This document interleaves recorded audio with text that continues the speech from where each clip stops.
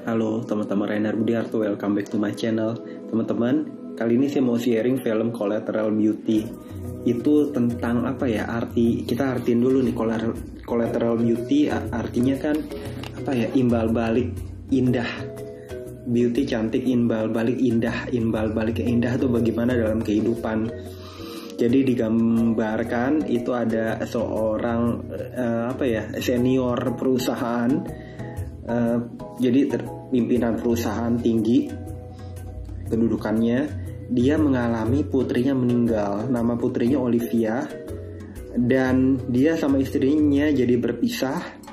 Tapi sebetulnya nanti masih ada rasa cinta, rasa sayang yang kuat baik dia dan juga istrinya. Sampai nantinya akan ada sesi terapi dan dia tahu istrinya ini pergi kemana, mantan istrinya pergi kemana. Dia jadi seperti stalking, jadi ngintai, ngeliatin, dan mantan istrinya perhatiin bahwa dia datang. Kemudian dipanggil, beberapa kali dipanggil, dan orang-orang lain nggak tahu bahwa mereka itu mantan suami istri. Dan dia seperti lost memory, hilang ingatan, dan dia nggak mau ngakui siapa nama putrinya, dia itu siapa, istrinya itu namanya siapa, nggak ngakuin. Tapi terus dideketin, dan dulu sebelum berpisah terus ditunjukin sama mantannya itu ada tulisan ini: seandainya kita masih sebagai orang asing yang belum mengenal. Seandainya, dan dengan maksudnya seandainya mereka bisa jatuh cinta, bisa saling sayang. Berlanjut lagi di kehidupan sehari-hari di perusahaan, dia punya tiga rekan pimpinan yang komplain ke dia, kamu harus bisa ngelupain masa lalu. Karena dia belum bisa ngelupain, dan akhirnya mereka berembuk gimana sampai ini ada satu perempuan, dua laki. Yang perempuan itu sampai berapa kali naruh makanan di apartemen, depan pintu apartemennya siapa ya ini namanya, pokoknya yang ini anaknya meninggal.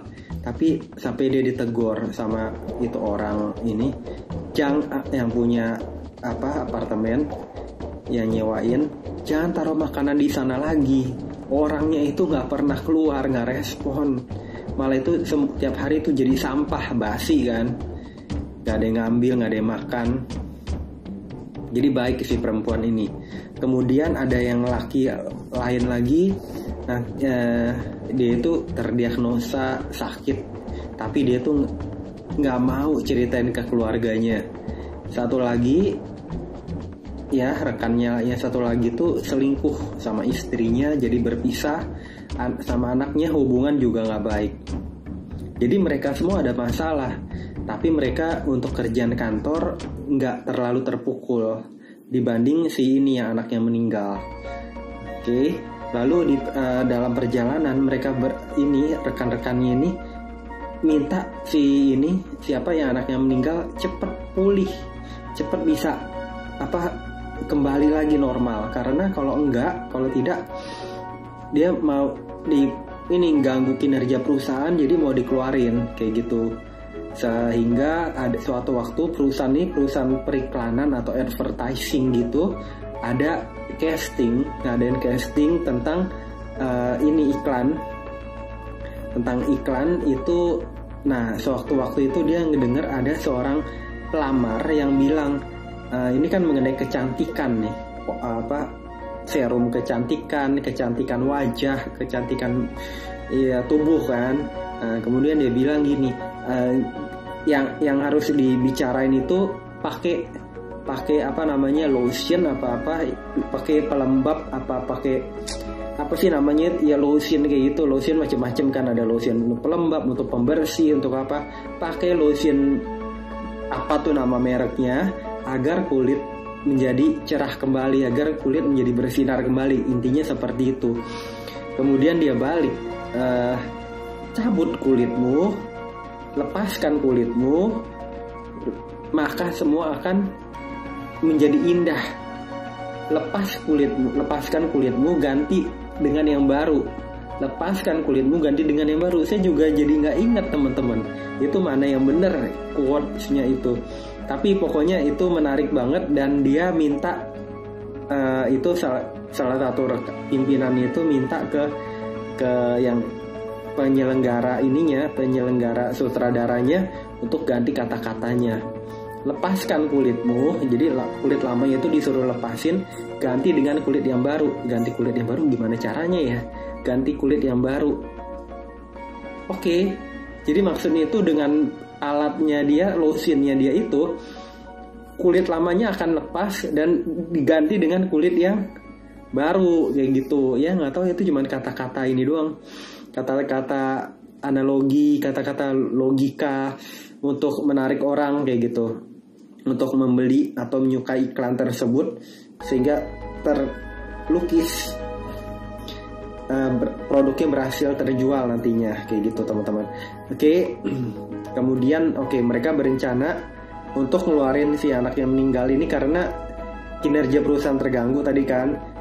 Mulai dia rancang, nah orang yang tadi ini, perempuan yang tadi nyiptain kata-kata baru suruh ganti kulit dan pakai kulit yang baru, dan dapatkan kulit yang baru, ganti kulit yang lama, buang kulit, ganti kulit yang lama dengan kulit yang baru, maka akan indah. Nah ini kan ini tergugah, akhirnya dicari orangnya itu, ternyata sudah pulang gitu kan, karena lama gitu antriannya, casting panjang, dicari. Ternyata dia menuju teater dan latihan, dia bilang dia kurang biaya sehingga ya belum bisa pentas-pentas karena mahal kan, dan dia terus sambil berlatih sebisanya, dan dia juga cari-cari pemasukan untuk bisa majukan teater ini. Ya udah, akhirnya bicara dia, sesuai dia punya pikir, coba dia kan, jadi dia udah nguntit tuh 3 rekening, udah ngirim orang untuk nguntit apa yang dikerjain siapa ini yang anaknya meninggal, sehingga sedih luar biasa sampai dia masukin surat ke kotak pos. Nggak tahu itu suratnya apa, tapi kan jarang kan, zaman sekarang udah email ini itu. Ya tapi masukin itu surat ke dalam kotak pos dan diintai itu apa. Ternyata dia bisa ngebaca judul suratnya itu apa, walaupun nggak bakal tahu isi dalamnya apa karena konfidensial kan. Itu mau cinta, waktu, dan kematian. 3 surat, 1 cinta, 1 waktu, 1 kematian.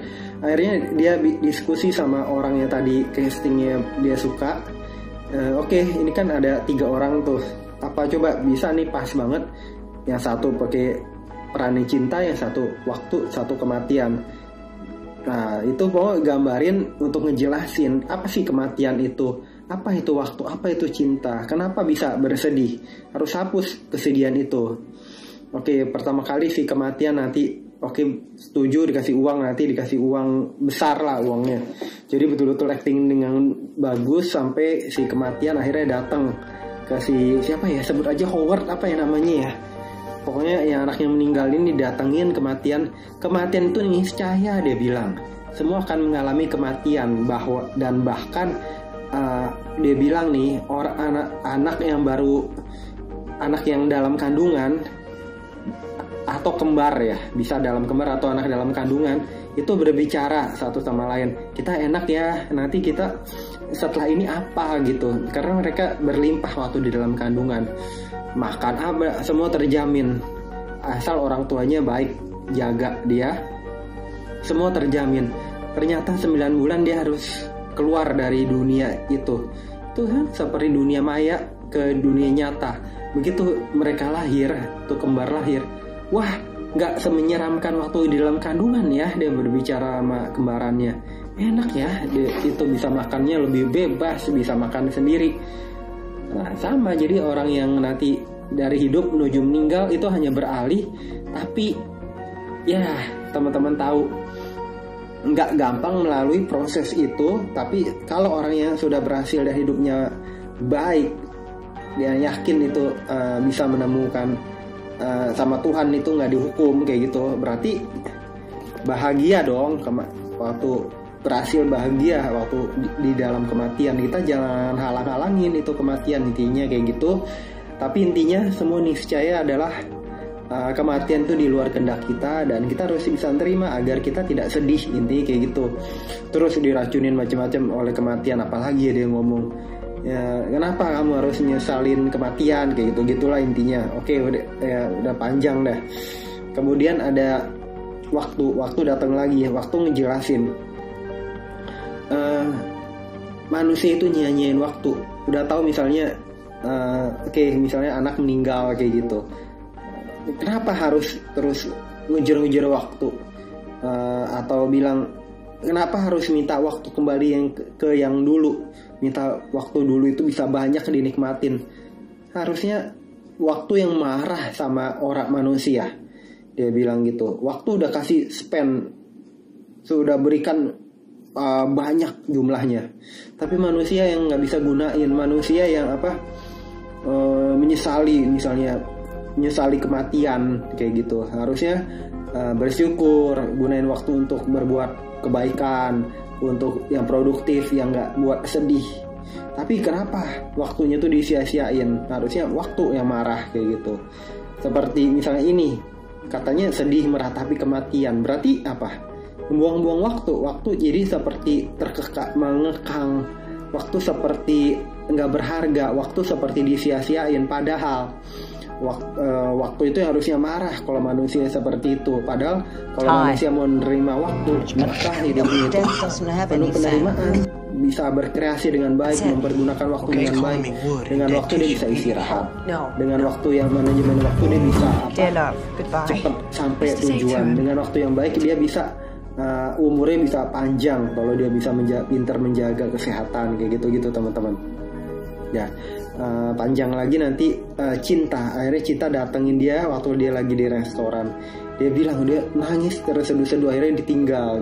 Tapi sebelum itu dia ada kasih masukan ke si ini yang anaknya meninggal, bahwa cinta itu karena orang bisa bersedih karena telah melupakan cinta, karena telah meninggalkan cinta, karena hidupnya tidak ada cinta. Makanya harus ngambil cinta, harus deketin cinta, harus baikin cinta lagi kayak gitu. Harus menerima cinta dengan tulus. Kalau nggak ngelakuin itu, cinta hilang. Jadi orang nggak ada cinta, hidupnya seperti hambar, hidupnya tidak berarti, hidupnya diliputi kesedihan. Cinta yang bisa memberikan hidup yang indah kayak gitu gambarannya.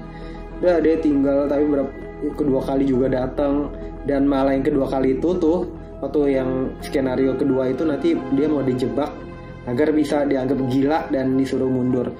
Tapi waktu dibawa rapat di perusahaan ditunjukin ini ya scene-nya itu seperti ini nih, orang gila, jadi dia jadi gila nih.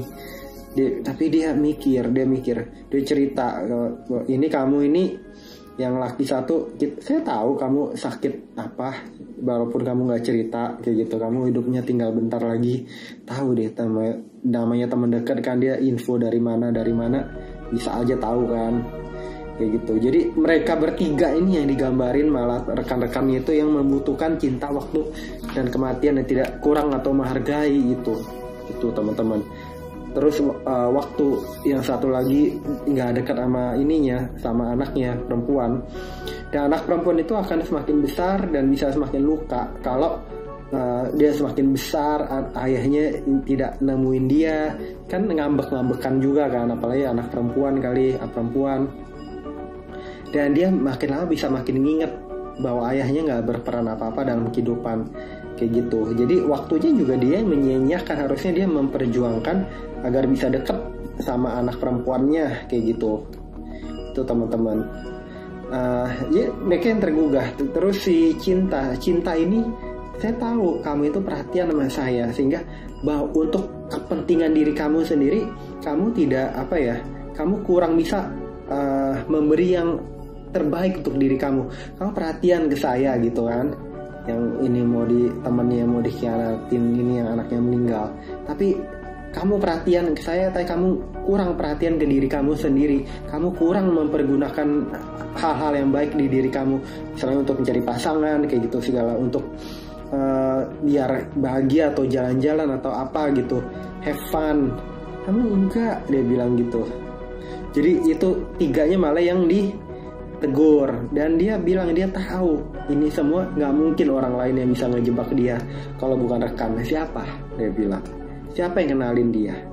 Dia lagi berduka, terus apa hubungannya dengan perusahaan ini kalau bukan orang-orang terdekat yang mau khianatin dia? Itu kuncinya teman-teman. Jadi dia tahu teman-temannya yang ini, makanya dia cerita gitu, dan si perempuan ngakuin bahwa iya benar, karena dia mau nyelamatin kinerja perusahaan, karena kalau perusahaan bangkrut penghasilan mereka juga amsyong kan, kayak gitu teman-teman. Ya udah, tapi mereka yang dibalik kayak gitu, balik nggak merasain cinta waktu kematian. Ya udah, akhirnya berhasil, dianggap itu mereka dapat uang hadiah ini yang dijanjiin besar. Kemudian dia berapa kali ke sesi terapi itu kan, ternyata itu istrinya yang dia masih stalking, tapi dia nggak ngakuin. Istrinya juga nggak enakan, tapi masih hubungan baik dan lembut kata-katanya. Dia nanya, siapa nama putri yang kamu bilang meninggal? Dia tetap nggak mau ngakuin. Akhirnya dari hati ke hati, setelah dia ngundurin diri dengan sukarela karena teman-temannya yang khianatin dia itu dan malah kena tegur balik, akhirnya dia jadi ada waktu untuk, dan teguran dari cinta, waktu dan kematian, jadi dia ada waktu, lebih ada refleksi juga, dan dia akhirnya bisa bicara hati ke hati. Dan seandainya kita masih seorang asing, orang asing pasti ini akan matching, karena apalagi telah pernah kenal kan. Itu dia. Akhirnya dia nanya lagi mantan istrinya, siapa anak kita yang telah meninggal. Akhirnya jadi berpikir si lelaki ini, dia nggak mau sia-siain lagi cinta dari orang yang mencintai dia. Kemudian cinta yang telah ada benih dari buah hati dari mereka, dia nggak mau sampai sedih di dunia sananya. Kemudian waktu juga nambah, dia juga butuh sahabat kayak gitu kan. Dan kematian nggak tahu nanti kapan ini, nanti siapa yang nolongin dia, siapa yang doain dia kayak gitu. Jadi dia merenung di situ. Akhirnya dia sama istrinya, ya namanya Olivia. Apalagi sebelumnya diputerin lagi tape itu dulu, begitu bahagia dia sama ayahnya. Walaupun nggak ke-shoot, tapi dia tahu siapa nama putri kita. Akhirnya dia sebut Olivia kayak gitu. Akhirnya ya udah, mereka jadi dekat lagi.